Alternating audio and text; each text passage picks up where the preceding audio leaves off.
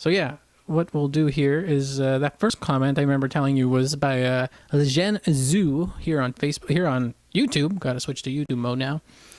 She's been learning the flute for about 8 months. Her right pinky always gets stiff. She's been trying to correct this by paying special attention to her pinky, but it hasn't helped much. Do you have any tips on that? Yes. So what I would say is you have how you hold your flute, you know, because you have different fulcrum points on the flute, and I guess she's probably holding, or you're probably holding your flute with your pinky too much, and the pinky shouldn't be involved that much in holding the flute. So you would have the chin then as a point. Then you would have this part of the left hand, the second finger that goes under this key here. Then you would have your thumb going here. And you see, I'm holding my flute and my pinky is not holding my flute. Alexa Still, who teaches at our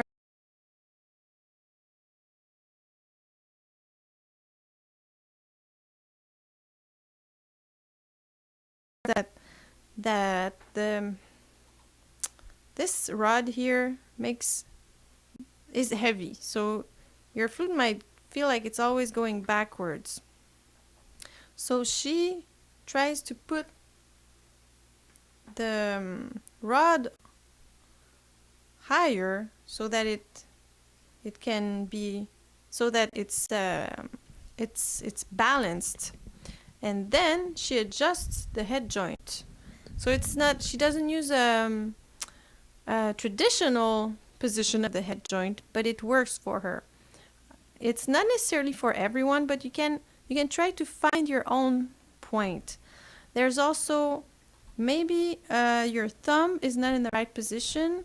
So if you're holding your flute in a traditional way, you'll want thumb pushing forward so that the thumb and the chin and the left hand go against each other, so that it's holding the flute, but with two motions like this. So you're locking your flute instead of trying to hold it up. But I think the way to do it would be to try to find a position where you don't have to use your pinky to hold your flute and the flute holds. And then you add the fingers. I would start with that, because I think you push hard on your pinky. So that would be my guess. There's also little things like how do you call the those? bebops, I think, or no, they're called they're thumb press. Yeah, they're orthos for your finger, orthopedics for your hand, and so you put it there on your flute. thumb port. I bought one. I'm gonna try it out. I was, but I didn't go and get it at the store. But it arrived. But you put it there, and then it helps you to put your thumb in the right spot. Yeah, there's different ways to find your own alignment, you know. But this summer I tried something. I tried putting my flute like this and not using any finger, and trying to find the right spot for my head joint. And that's a good way, because it's really probably that. So try to figure it out. I don't know if you have a teacher that can help you with that how do you call that, experimentation, or just try to experiment it on your own.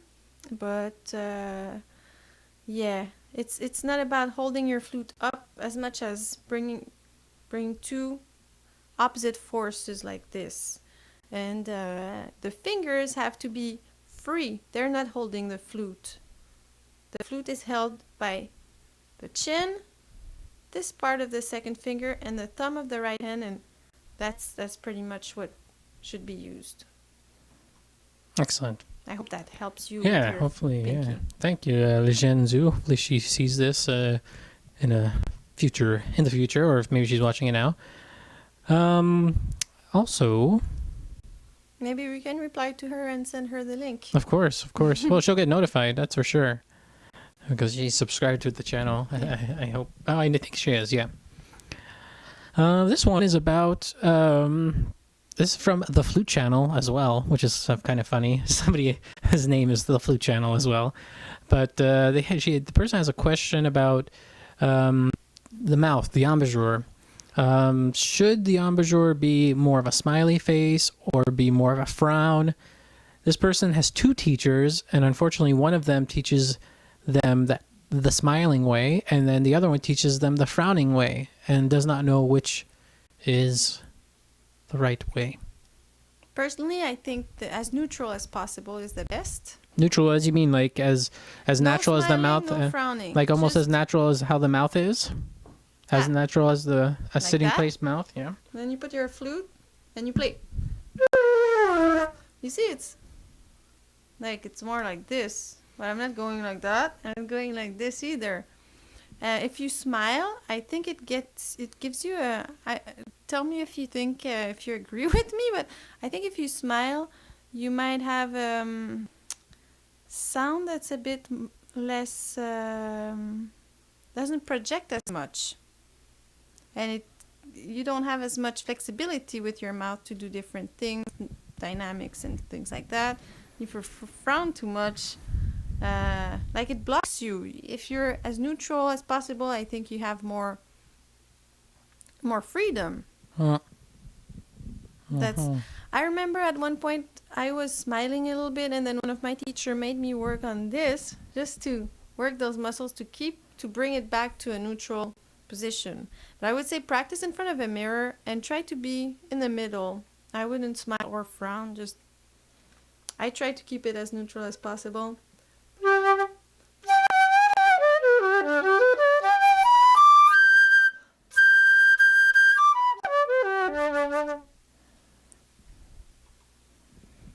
You think, yeah, the neutral way seems to kind of give liberty to accessing different types of notes better, or most of the notes, than, let's say, a frown or smiling. Sometimes, yeah. Sometimes you'll have more. It's going to be easier in one register, but then you're going to have trouble in the other one. Like, anyways, we put so much emphasis on the lips, and the big part of the work is how we push the air out, how we sustain, how we control the air going out for the sound, and how we make things resonate in our body. The rest here, it shouldn't move too much. It moves a little bit, but not that much. Personally, I keep my upper lip close to my teeth, and then I try to keep that as neutral as I can, and then I just put my flute. And if I go from low to high, there's a tiny movement here that goes a bit further, but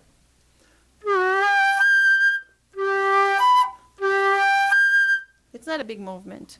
It's more in my belly that that the energy, the muscles go up, you know? That makes sense. Try to open everything inside. Being like, open. As if you had an egg in your mouth, and That's pretty interesting. Yeah, totally. Huh. But Very simple interesting. is good, I Yeah, think. simple is always better, I think. Totally. Can't be too complicated. If you make it complicated, too much room for error. The more things you introduce. Yeah, and sometimes we're so natural. Like at our festival, the pianist is so amazing. And when she plays, she's so natural. She goes like clink, clink, clink, clink. It looks like nothing, you know? But her arm is always in line with her hands and her fingers. Even though she's playing super hard stuff, it looks like a kid. You know, when a kid starts playing and they just go boom, boom, boom, everything is in line. Everything is natural. And I think sometimes as teachers, we want too much, you know? We overthink things when sometimes... If it's natural right away, why change it? If it's... Sometimes do have, because sometimes the way you do it is not the most efficient way, but sometimes just... But look at yourself in the mirror and try to just keep it neutral. The mirror is the best teacher for those types of things, I think. Yeah, the mirror. Yeah, always having a mirror. That's got to be one of the biggest tips of all time. Just having a mirror and just seeing yourself. If you play a bit on the side, stuff like that, it doesn't matter because some people have different, like our teeth are all different, and a lot of great players play a little bit on the side. But that's what I would say about the embouchure. Mm-hmm. Let's say maybe a final question. If you have any questions, if you're watching, be sure to leave a comment. Or if you see this in the future as a pre-recorded thing, be sure to leave comments down below, so we can answer them in the next one. But the last question I have here is about playing E flat and D. You know those the E flat D the thing. Second octave. You know, E flat pinky. You know, and I think I think it's just that the whole pinky E flat D thing. They get frustrated, and then sometimes they try to blow super hard trying to get the sound out. But fail. Is there a way to fix that? It doesn't work well for those two. It gets frustrating. Also, I've played for 2 weeks, but sometimes I get the D correctly, so I can play Mary Had a Little Lamb. So is there any tips that you can give this person? Rain the Budgie. Do you think it might be the flute? No. No? No. So then maybe you're not lifting your second finger on the D and E flat in the second register, and maybe that's making it hard. So say that again. So Which finger? when you play D and E flat, in the first register, do you see my fingers right now? Yeah, I can see your fingers First totally. register, first octave, you put your index finger down. So you go like this. But when you want to play the second octave, you have to raise that finger. Of course, you can play it with your finger down, but it doesn't come out as well, and the sound is more dark. It's like... Of course. I do the wrong fingering. I put my finger, and then I lift the index. I hear it. It's a totally different sound. So Absolutely.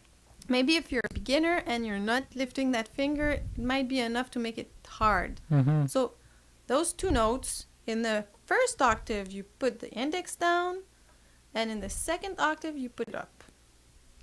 I would try that. Yeah. I haven't seen him, so I don't know if it's that, but that's the most obvious thing I would think of. Did you have another idea about that? No, that was pretty much it. Like I can't see where else it could go wrong. So Also, when you play Mary Had a Little Lamb, you go from a B to a D, and sometimes beginners, because 2 weeks is very short, their flute is not very steady, so the flute might be moving, and then they might lose their embouchure. yeah. So that might be something. So maybe try to figure out, because a lot of fingers are moving between when you do here between the B and the D, there's a lot of movement. So if your fingers are holding your flute, of course it's gonna go all All over the place. So the first thing I said for the pinky would apply again, to find a very solid way to hold your flute without your fingers that are actually playing notes. Mm-hmm. You have holding fingers and playing fingers, and your playing fingers should not be holding your flute. And when it's steady, and even when you play, not when you're like this, because that's normal if it's a bit shaky, like shouldn't be very shaky, but you know, when you're playing, ask someone to lightly do this to make sure your flute is glued enough to is solid with your chin. So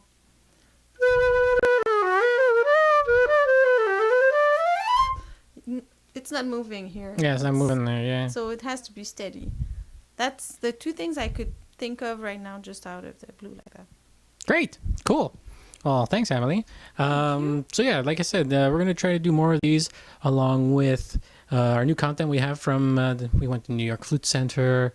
We interviewed some people, and That was cool. yeah, it was cool. It was a lot of fun. Yeah. planning on more trips there too, plus some new content and some new etudes and a bunch of cool stuff for absolutely everybody, from beginners to advanced, yeah. right? And we're gonna have some stuff also out from the festival as well, I think. So we're gonna put some stuff out on the from the festival That's great. as well. So yeah, thanks Emily for answering all those questions. Thanks, Nicola. And like I said, be sure if you watch this later after it's been recorded, be sure to leave some questions and comments for our next one that we'll do, and we'll be sure to answer all of them at that time. So until next time, this is Nick and Emily, and we will talk to you guys next time.